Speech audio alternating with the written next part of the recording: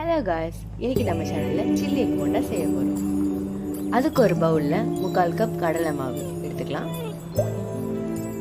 அடுத்து 1/4 கப் அரிசி மாவு சேர்த்துக்கலாம். அடுத்து ஒரு பிஞ்ச் பெருங்காயத்தூள், ஒரு பிஞ்ச் மஞ்சத்தூள், 1/2 spoon garam masala, 1 spoon chilli powder, தேவையான அளவு சால்ட்.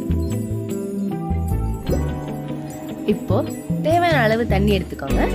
அதில் ஊற்றிட்டு மிக்ஸ் பண்ணுங்க.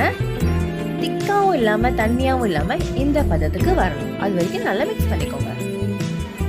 இப்போ 5 முட்டையை அவிச்சு வச்சிருக்கோம். அதை ஃபுல்லாக தோலை உரிச்சு 4 பீஸாக வெட்டி எடுத்துக்கலாம். இப்போ பாயில் பண்ண எக்ஸ் எல்லாத்தையுமே வெட்டி வச்சாச்சு.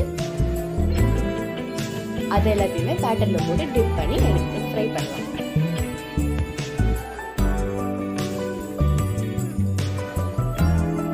இப்போ ஒரு கடாயில எண்ணெயை ஊற்றிக்கலாம். டிப் பண்ணி வச்சிருக்க எக்ஸ் எல்லாமே அதில் போட்டு பொரிச்சு எடுத்துக்கலாம்.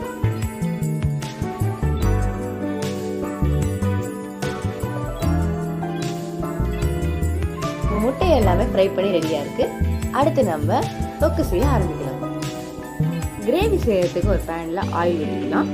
அதுக்கு அடுத்து கடுகு போட்டுக்கலாம். கடுகு நல்லா பொரிஞ்ச உடனே காஞ்ச மிளகா 2, பச்சை மிளகா 3, கொஞ்சமா கருவேப்பிலை போட்டுக்கலாம். இப்போ இஞ்சி பூண்டு பேஸ்ட் 1 டேபிள் ஸ்பூன் போட்டுக்கோங்க.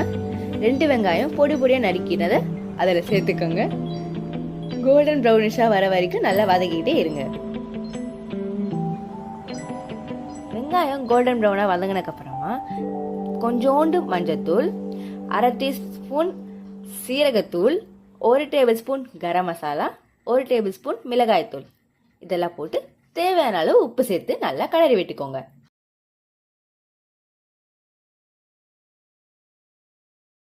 மசாலாலாம் மிக்ஸ் ஆனதுக்கு அப்புறமா நம்ம செஞ்சு வச்சிருந்த முட்டையை எடுத்து அந்த இதில் போட்டுட்டு நல்லா கலந்து விட்டுக்கோங்க.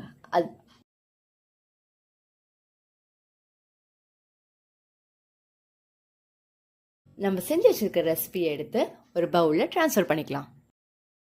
நம்மளுடைய சூப்பரான சுவையான ரொம்ப டேஸ்டியான எக் சில்லி போண்டா ரெடி ஆயிடுச்சு. இந்த ரெசிபியை உங்க வீட்டில் நீங்க கண்டிப்பா ட்ரை பண்ணி பாருங்க.